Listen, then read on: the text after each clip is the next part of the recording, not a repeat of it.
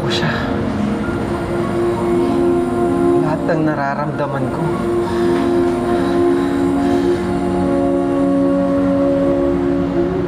Parang mas nangibabaw pa rin yung nakaraan namin eh.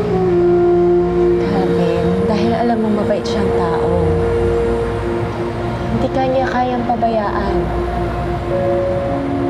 Nagka-amnesia lang siya kaya hindi ka niya hinanap noong bata ka pa. Pero paano si Daddy? Kapag nakipag-ugnayan ako kay Kuya, para ko na rin siya sinuntok. Kilala ko ang anak mo. Walang iba kundi si Adriana Marciano. The newest beauty ambassadors of Herrera Beauty Clinic, Dr. Natalia Herrera. Giorgio, you may now kiss your bride.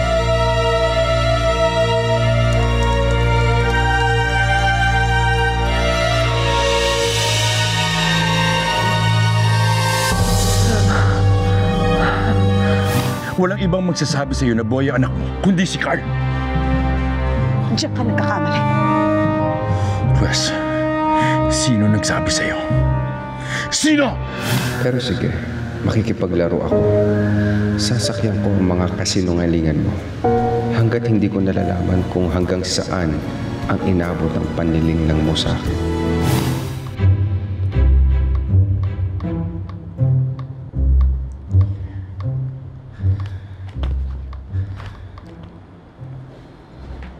Stefano? Stefano? Tara, let's go out. Hindi pwede. Gusto mo bang mahuli tayo? Eh, ano naman gagawin natin dito? Ang boring-boring, oh. Ito lang puro magazine. Hintayin natin silang umalis. Eh, paano kung di sila umalis? Then we have no choice but to stay here. Huh?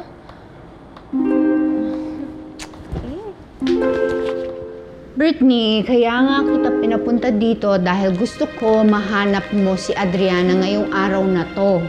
Bago malaman ni Carl na laglayas ang batang yon. Kasi nauna?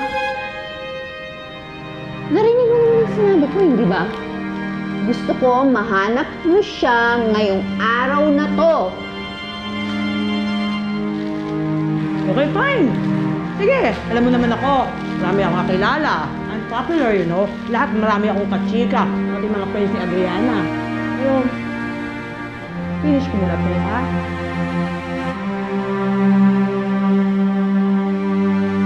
Sigurado ko bang ito yung bahay na pinahanap ko sa'yo?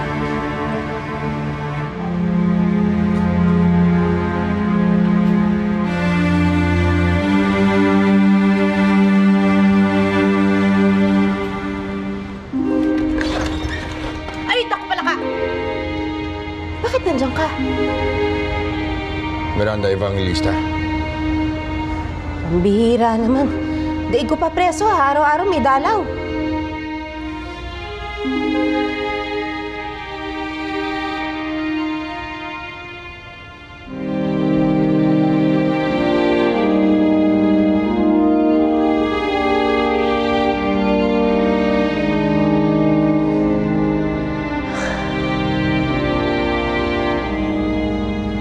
Makabuntong hininga naman ito. Parang pasan mo ang daigdig ah.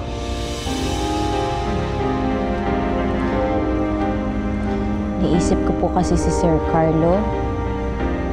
Kung ano na kayang lagay niya ngayon, lalo na ngayong naglayas yung anak niya. Naiisip ko rin po kasi si Calvin. Sus! Kunyari ka pa. Nandamay ka pa ng ibang pangalan. Eh wala ka namang bukang bibig kundi Calvin eh. Calvin. Ikaw yung donor dun sa home. Ikaw yung nagpagawa ng clinic, no? Andun din kasi ako nung blessing dahil inaabangan ko yung idol ko, si Adriana. Kaya lang, di naman siya dumating. Eh, ano nga ang kailangan mo? Si Adriana ang pakay ko. Bakit mo sinabi kay Natalia na anak ni si Adriana? Tara, wala nang tao. Let's go. Teka, saan tayo pupunta? I don't know. Just call any of your friends. Let's go. We have to go habang wala pa sila. Tara.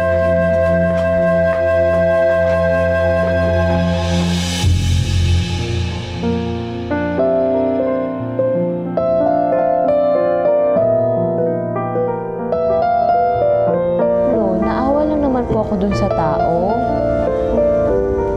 Dinalaw po kasi namin si Sir Carl. Dati ko po siyang amo na kuya pala niya. Hindi niya napigilang maiyak kasi nga pagkatapos ng mahabang panahon, doon lang niya nakita yung kuya niya. Nakikita ko rin pong nasasaktan siya eh. Nagpadala ka naman. Papaawa lang yun. Calvin! Oh. Ayan na yung artista. O sige, baka may eksena pa kayo eh.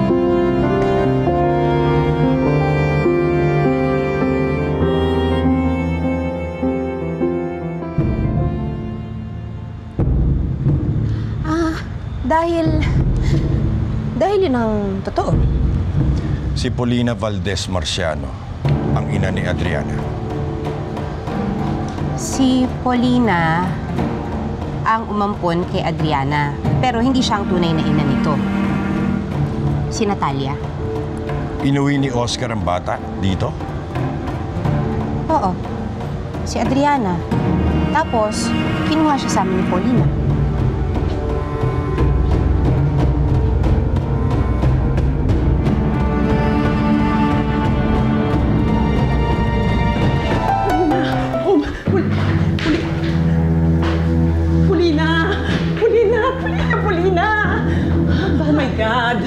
Hindi mo magugusto yung sasabihin ko sa'yo. Ano? Si Adriana kasama ni Stefano. Sigurado ka ba?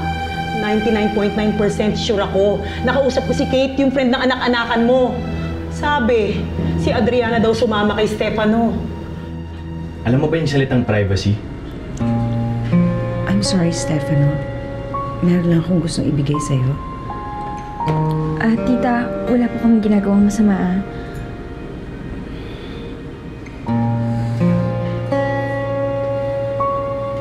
Nice to see you again, Adriana.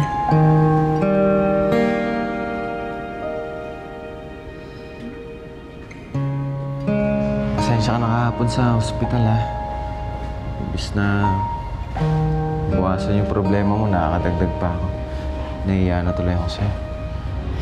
Ano ka ba? Wala yun. Magkaibigan naman tayo, di ba? Tsaka, sino pa bang magdadanayan kundi tayo? Ay, oo nga pala. Ano nang plano mo ngayon? May bala ka bang kausapin yung Kuya Carl mo pagka mabuti na siya? Inuubos talaga ni Adriana ang pasensya ko. Pag hindi ako nakapagpigil, ibabalik ko ang babae yang sa squatter ang pinagalingan niya.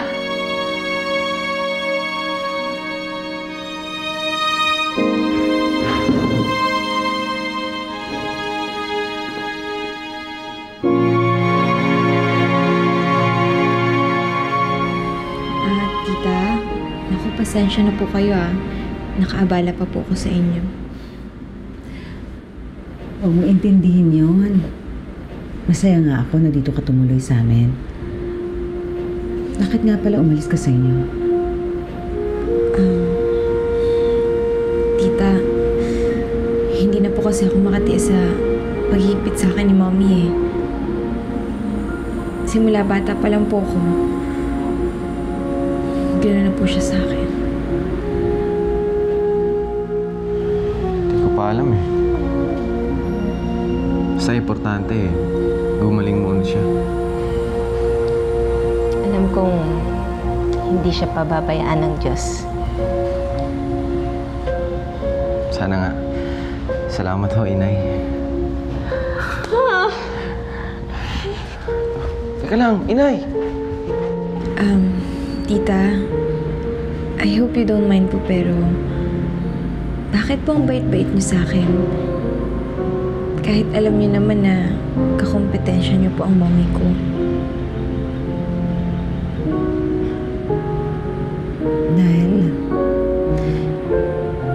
Dahil sabik ako sa anak na babae. Any moment, dadating na si Daddy. Alam niya naman, hindi niya ikatutuwa to eh. Stefano, ako nang bahala sa daddy mo. Kakausapin ko siya. Sana lang huwag niyo na akong pangunahan. I wonder why you're doing this. Sana naman wala kang binabalak kung ano man, just to spite Paulina Marciano.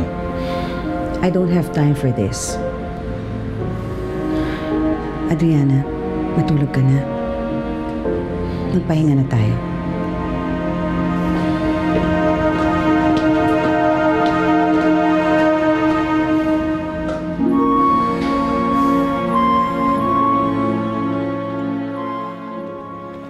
Nay, alis na po ako.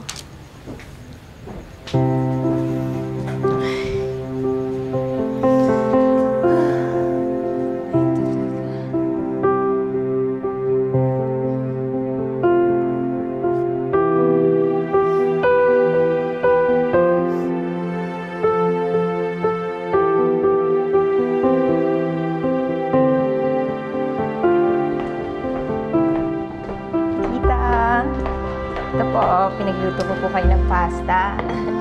Ay, naku, yan po yung tinuro sa akin ni Daddy. Tikman niyo po. Sarap. Patawarin mo ko, anak, at napunta ka kay Paulina. Mula ngayon, ako na mag-aalaga sa'yo. Mamahalin kita ng buong buo.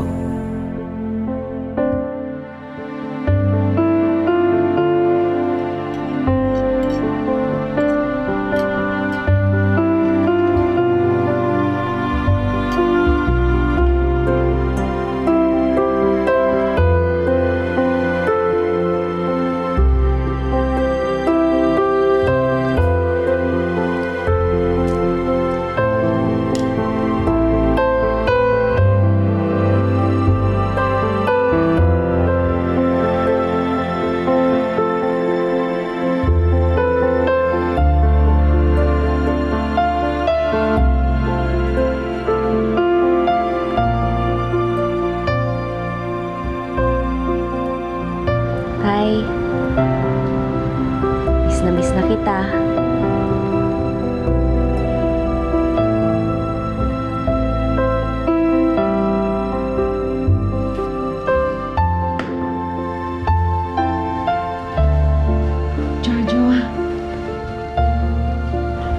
Giorgio, I want you to meet Adriana.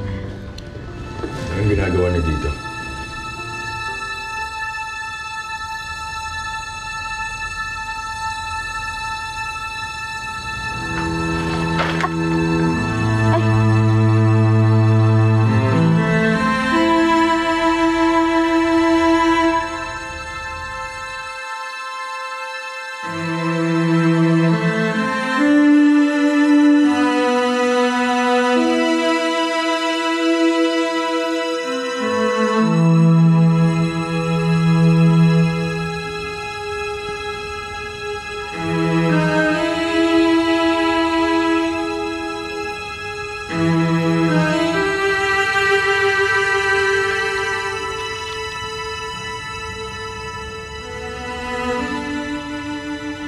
Dito ko muna pinatuloy si Adriana dahil nagkaroon sila ng problema ni Paulina.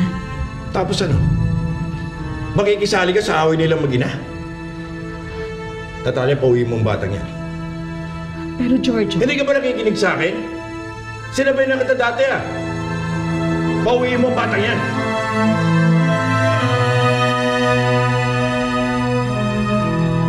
She's staying here.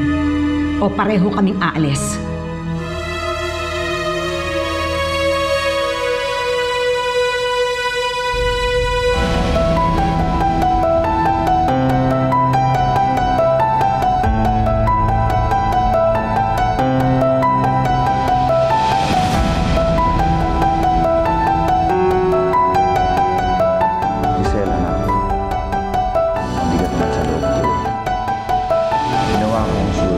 para masiguro kung malaman mo ang totoo.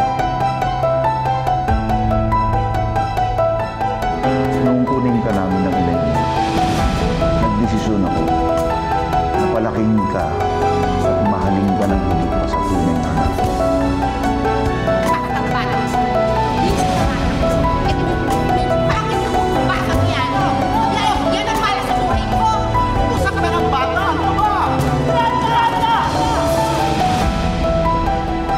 Pero, karapatan mo malaman na ito. Anak, hindi kami ang tunay mong mga magulang. Kaya dyan, layo ka sa buhay. Kayo pa man, lagi mo sanang tatandaan.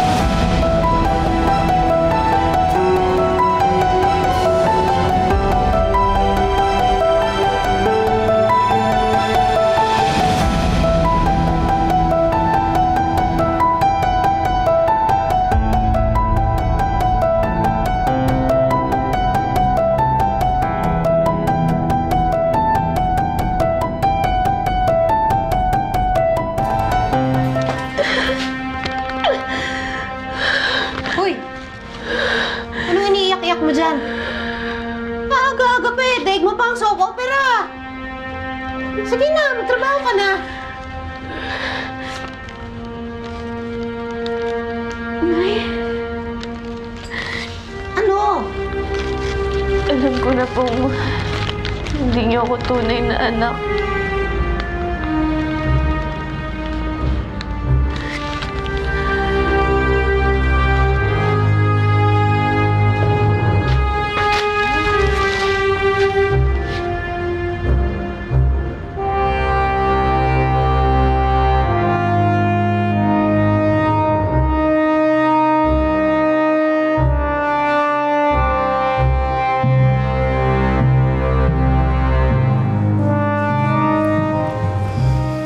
What's this all about?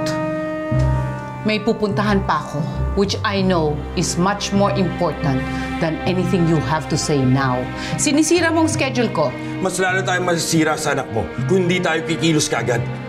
Kumbinsido na si Natalia na buhay ang anak niya. At si Adriana na anak ni Paulina ang iniisip ng anak niya. Kailangan gumawa tayo ng paraan para maisip na patay na talaga ang anak niya. Calm down, calm down. Alam naman nating pareho na darating itong araw na ito. Baka nakakalimutan mo. Baka na mo lahat ng ito. Hindi naman ako... You don't have to remind me. Then we have to do something.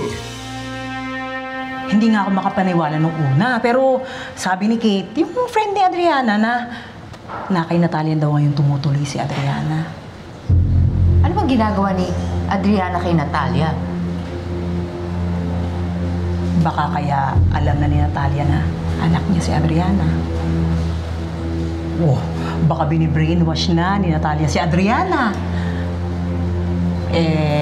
Paano kung sabihin na ni Natalia ang totoo na siya talaga ang mahal ni Carl?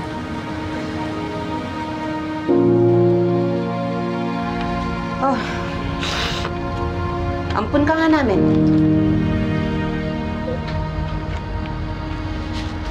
Anong gusto mong gawin ko? Makiyak sa'yo? Pasalamat ka nga, binuhay ka namin eh. Ayan.